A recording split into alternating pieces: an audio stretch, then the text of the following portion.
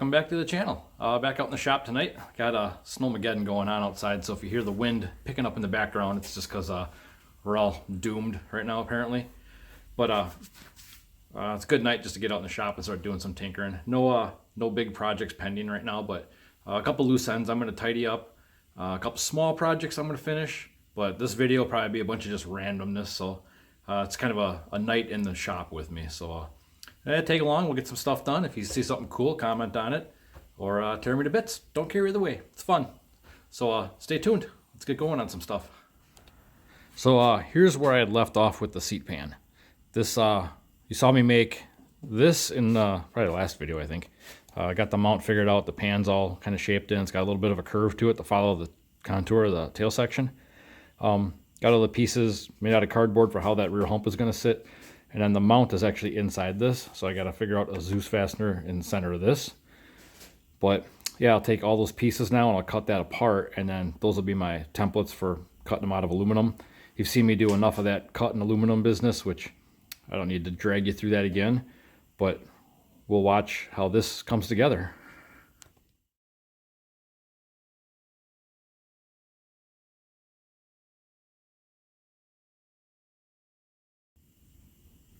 Pow. Better than a time lapse, I guess, huh? Watching me cut stuff in high speed. But there it is. That's how it's going to look. I need to... I MIG welded that at work. It took 30 seconds to weld that thing together. Then just kind of shaped it, gave it some contours, took the edges off everything. And then now I will go through and make the mount for the Zeus in the center. Then I can paint this thing before I actually rivet those mounts in. So now I'll go ahead and make that mount. Lucky for me, there's nothing right under here, so I can get right up to the bottom side of this to mark the hole for my Zeus. So I'll go ahead and do that now, and then all I gotta do is drill it out.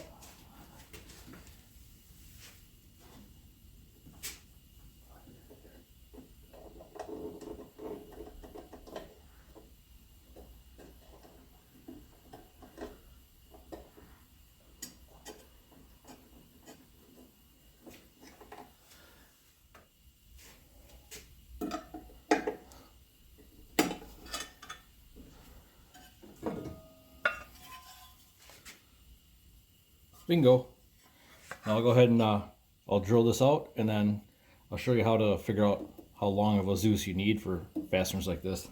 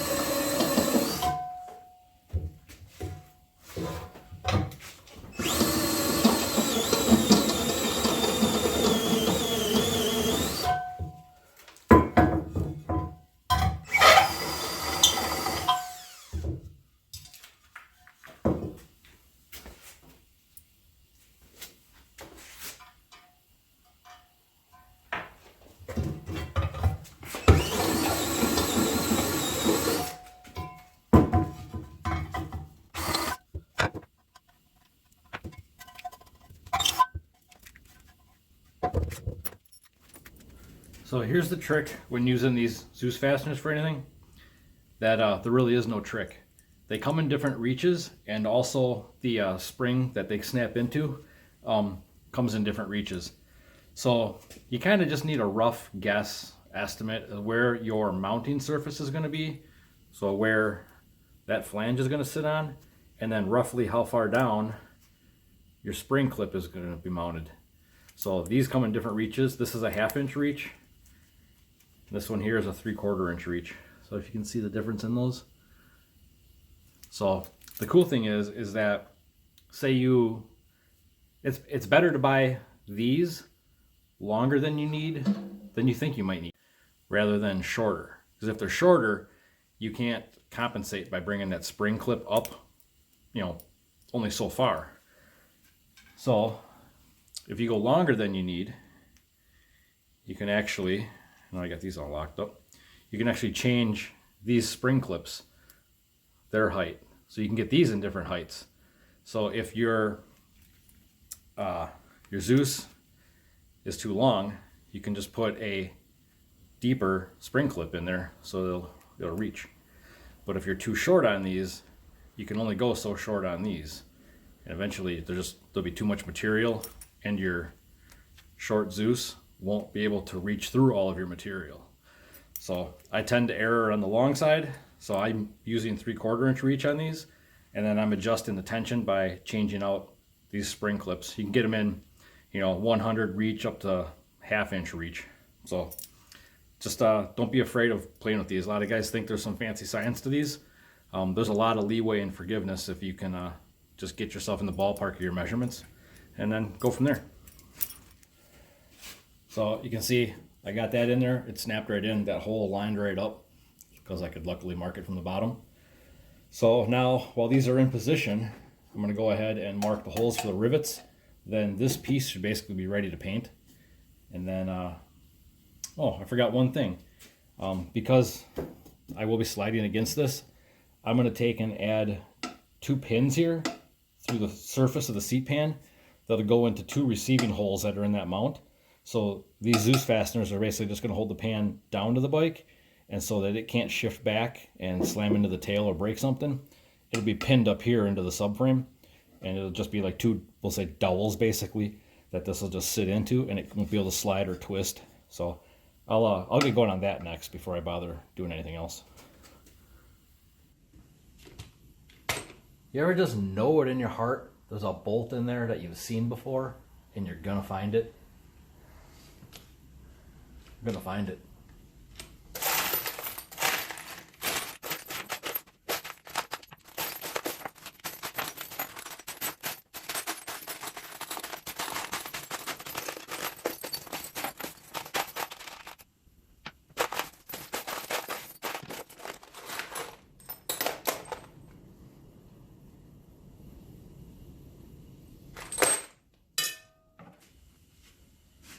So what I'm going to do now is get this all situated back on here.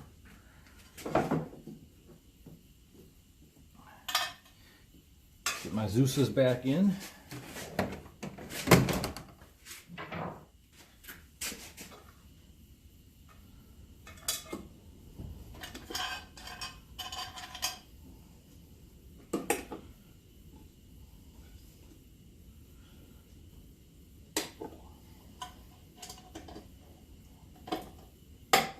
Okay, so that's set. It's actually fastened on there pretty good, but I'm not going to trust that to hold my fat ass from sliding back and breaking something. So what I'll do is take my marker here, and I'm going to put a hole, because I know the support for this mount is under here, and it's as wide as the rivets, and it goes all the way across both sides of the subframe. So I'm just going to pick a spot, maybe 1 inch on both sides of that Zeus. I'm going to plunk 2 holes through the seat pan and through the subframe mount, and then that gives me my center line. And then what I'll do is go back and I'll countersink some 6mm screws in there, and then I'll use these dowels to pin it, and I'll drill the holes in the subframe to the size of that dowel, so this thing will all sit back together. It'll be pinned right in there and can't go nowhere. So I'll get my ruler out.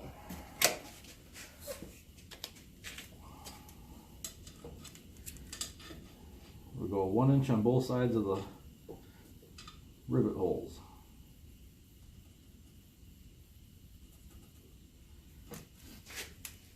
And then just so it looks right, we'll come back the same amount. So it looks like 2 1/4 will get me where I need to be. So that's the location for the 2 pins.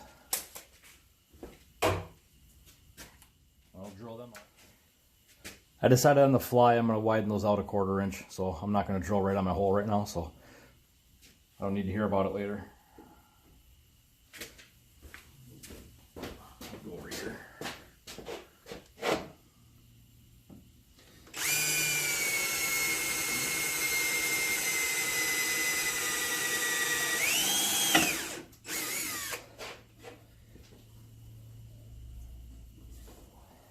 Check there's nothing under there.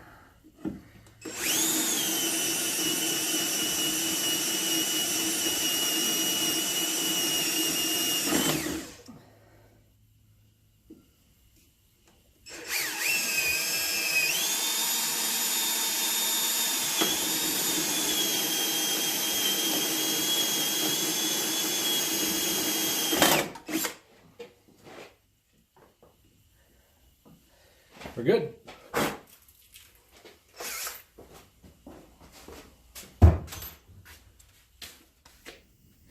So I get a lot of flack about coming out into my garage. I got the heater jamming out over there, and it's warming up decently in here.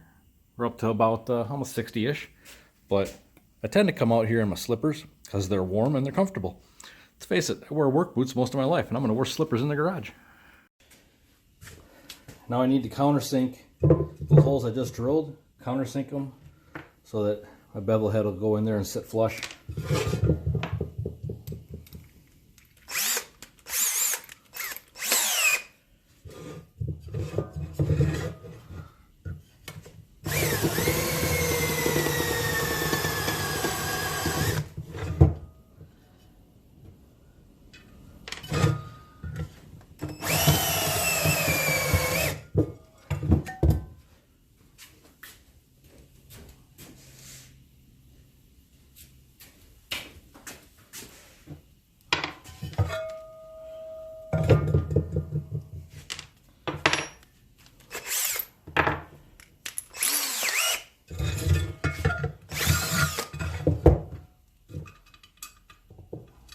Almost.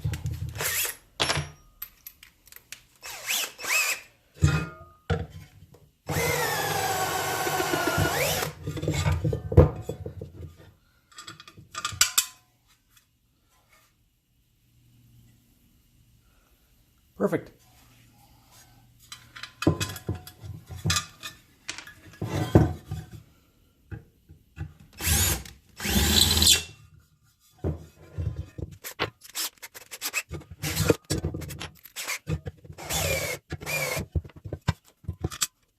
Just that quick.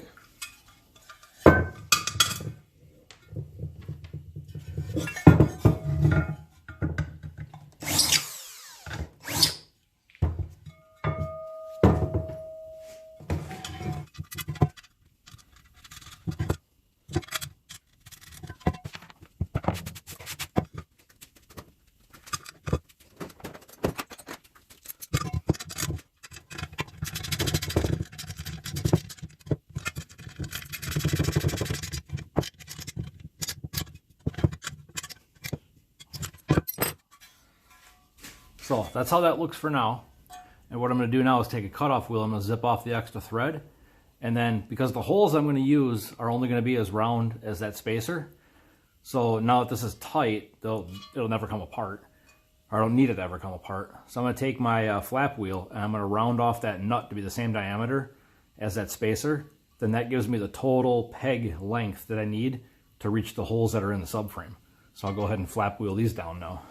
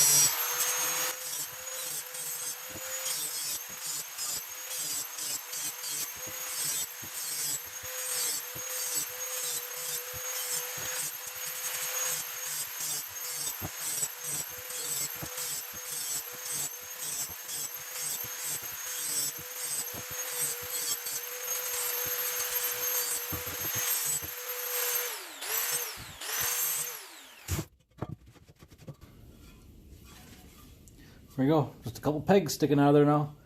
Now I will drill the holes in the subframe this size, then this should all lock in together.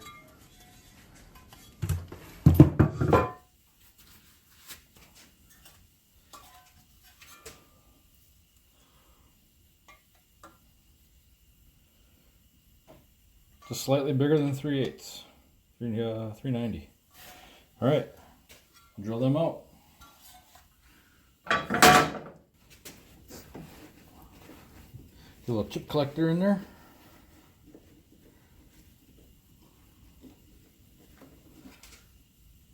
That'll work.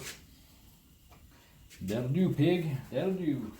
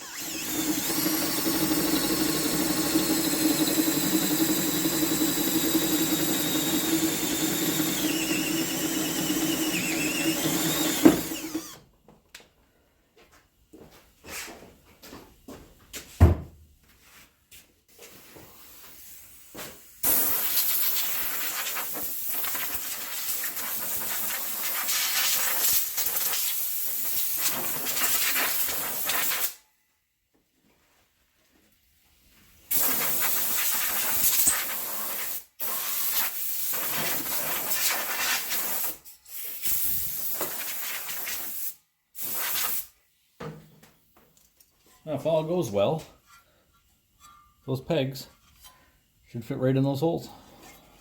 Look at that, like a snap together model.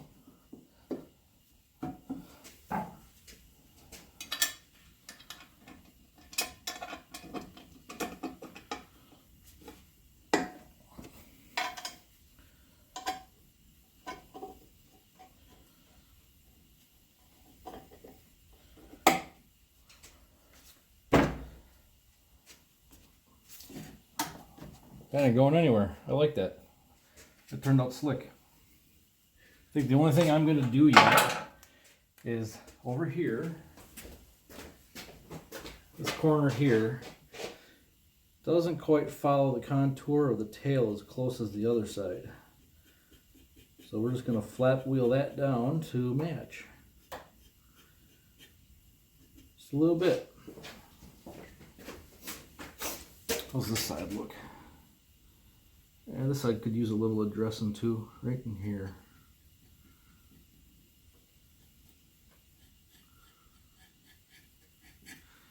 Okay, we'll doctor up that fit a little bit and then we'll call it done.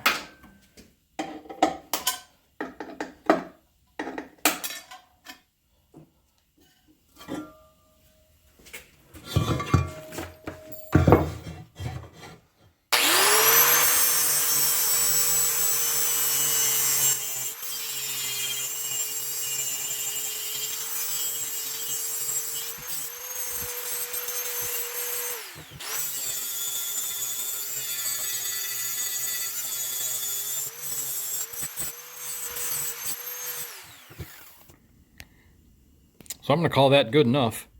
I'll clean it up a little bit, get ready to go paint it. But you can see how I got just enough room all the way around to the tail section that everything, you know, I got some stuff going on there. But this thing was painted like 5 years ago. Yeah, it's a little close there, but that shouldn't matter. That way the tail does move around a little bit, and if this moves around a little bit, it won't just smash into the fiberglass and wreck stuff. So just a little bit of clearance for stuff, but altogether I'm happy with it. It'll be just fine. I get her painted up and it'll look good. So now that I got the seat pan situated, like it, I'm probably going to take that into the house and paint it in the basement tonight because it's nice and warm in there. So I'll be ready to rivet the Zeus's on tomorrow and put it on the bike. It should be good to go. But now we're going to get into the next part of this project. I'm going to pull the charging system off. I decided that I do not run this bike enough to bother having a charging system on it. I struggled with battery use before when I would run the water pump and the fan. After I'd make a pass, I'd let it sit in the pits. I'd run the fan and the water pump, let it cool off a little bit. Well, it always seemed to kill the battery too fast. And it was always having to sit on a charger, and it turned out that if I'm going to, I started to think anyways, not that it turned out, I started to think if I'm going to have the thing sitting on a charger all the time, might as well just get rid of the charging system. So save a little weight, a little draw on the motor, get rid of that. But I'm also changing up what I'm running for batteries now. So I went to some 4S RC batteries. So I'm going to run 2. So they're 14.8 volts, which when they're charged up and ready to go, they run at about 15 volts. And with the Fuel Tech, I can run up to 20 volts.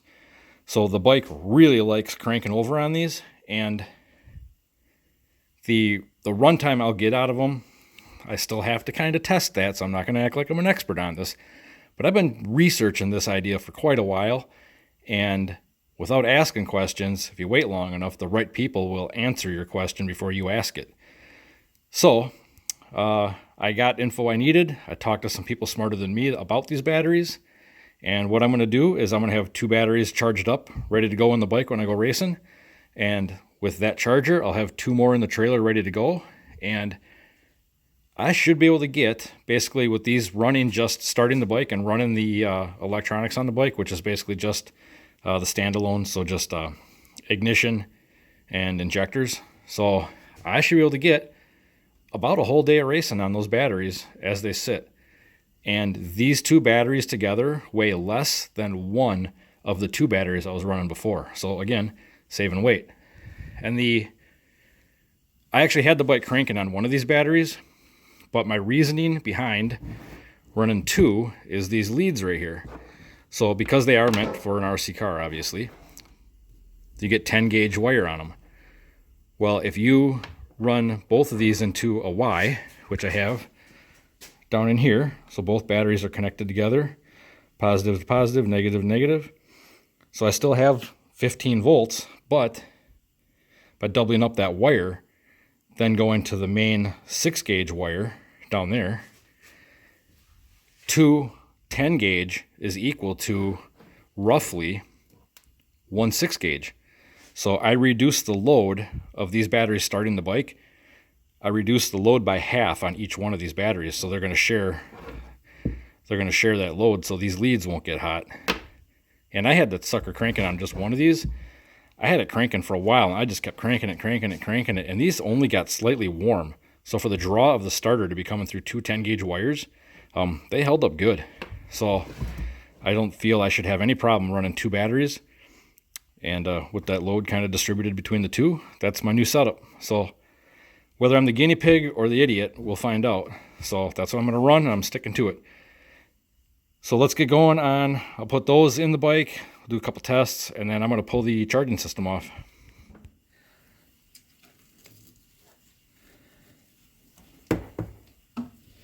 So I've been playing with this setup now for almost 2 weeks on the bike. Cranking it, all that. And pretty happy with how it's testing out. This Velcro strap is actually secured in here, so I can take the batteries out and swap them out and not lose my strap. So now they're snugged in there. All I gotta do is plug them in.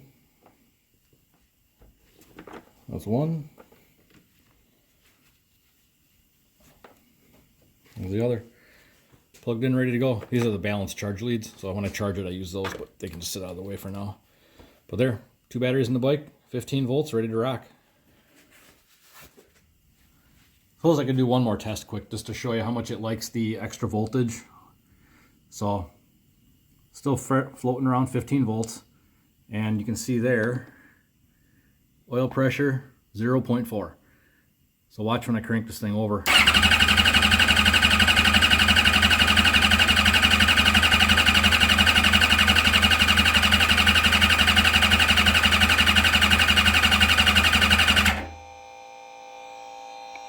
What was that, almost 60 pounds of oil pressure cranking? You can hear how much more it likes that extra voltage. So those batteries, like I said, they have not been charged. That's storage mode. And while I'm cranking, the fuel pump is also running. So the voltage still only dropped to like somewhere between 12 to 13 from what my eyeballs were telling me real quick. So I think we'll be good to go. I'll get plenty of chances to start it cranking at that speed.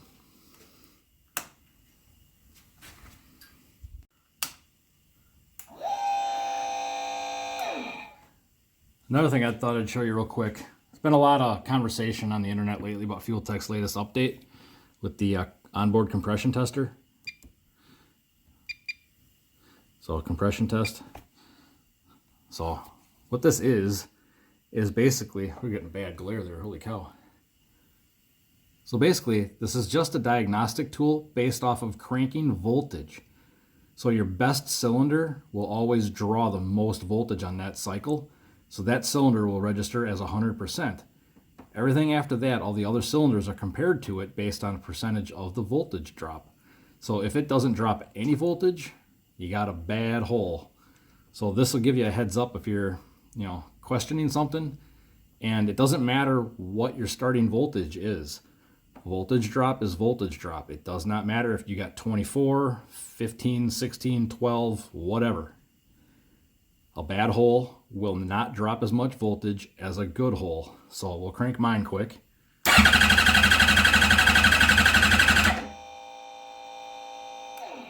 So cylinder 2 reads 100. That means that cylinder on its rotation and cranking dropped the most voltage. Number 4 is reading a little weak. That dropped the least amount of voltage. Now this is a floating target because as you're cranking, the voltage on the bike in general is dropping. So your target can change.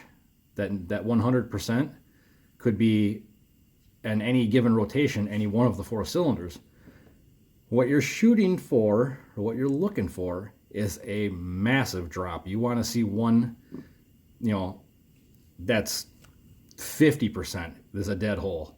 So now I'm going to crank this again, and it'll show you how number 4 doesn't necessarily mean it's bad because it's slightly lower there, but you want to find ones that are way low. That means it didn't drop enough voltage.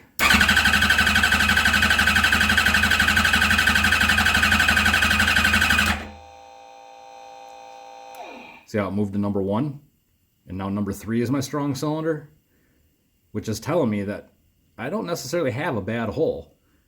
It's just the voltage is moving.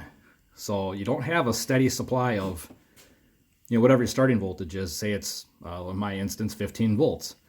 It's not at a 100% 15 volts every time, all the time, while it's cranking. It doesn't just stay at 15. That voltage does drop, so it changes your targets a little bit. We'll do one more.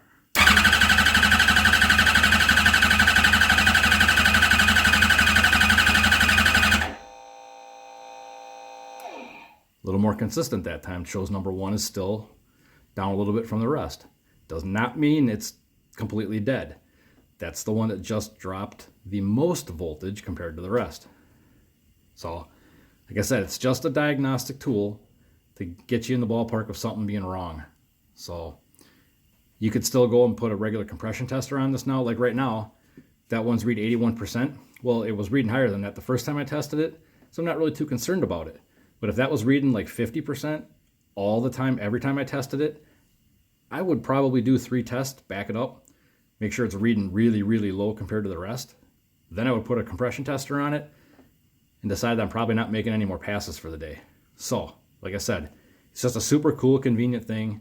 If you get your number 1 cylinder, your 100% cylinders bopping around a little bit, that's normal. If your other cylinders are dropping around a little bit, that's normal too. You're just looking for the major drop or the major low one.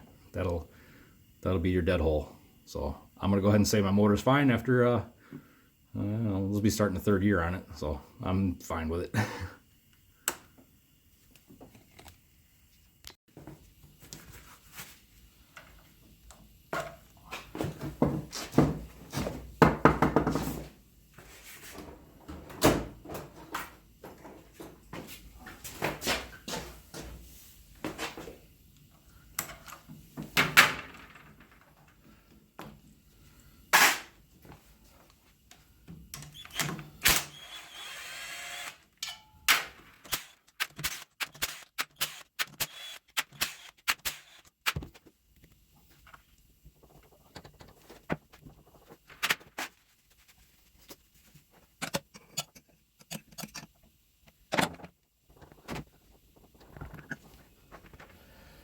So I'm going to go ahead and pull that out.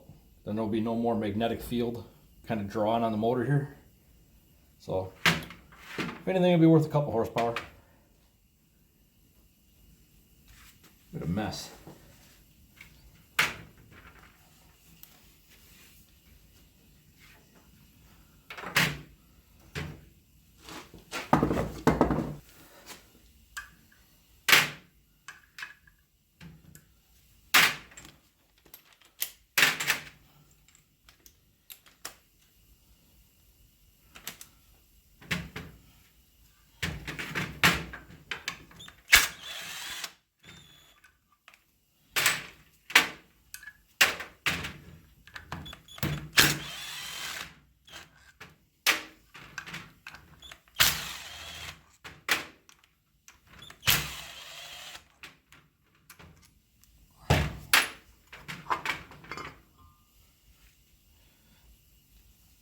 Bet that's over a pound.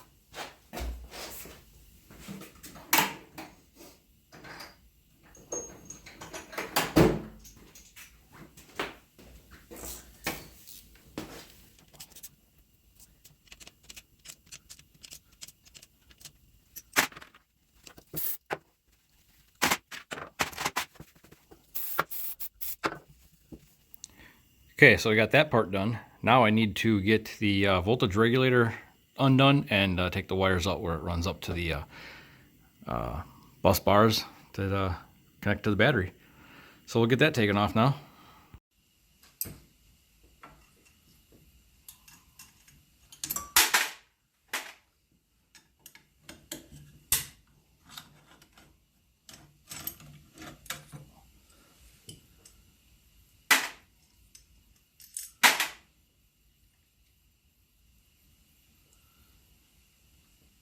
Let's see what it all weighs now.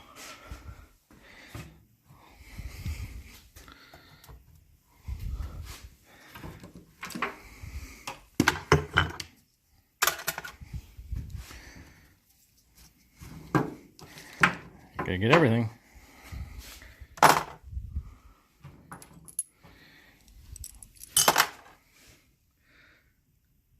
£3 pounds, 4 ounces. I'll take it. I like that a lot better. There's so much more space here. So I tidied up everything that was routed around that voltage regulator before. And I think we're done for now. I'll put the side fairing back on and call it a night. And pro tip, I've had people ask me about this before. Those are cookie sheets. I have them all over. They're perfect little, well, this isn't actually a cookie sheet, just a baking pan. But these are perfect little trays for hardware, tools. Keep your stuff from like rolling on down the bench or your lift, and kind of keeps things organized. I got them all over the place. There's one here, got one over there, there's one down there. I got one sitting up there with some miscellaneous stuff in it to keep it all from getting scrambled across the bench. But yeah, I think that'll wrap it up for tonight. So I'll get that painted, put it on tomorrow, and we'll call it good. She's about ready to get fired back up on some of that good methanol down there. So we'll get going on that now that all these little projects are getting wrapped up. So thanks for watching. We'll see you next time. No charging system. Look at them shit over that one. PROOOO Street, bro!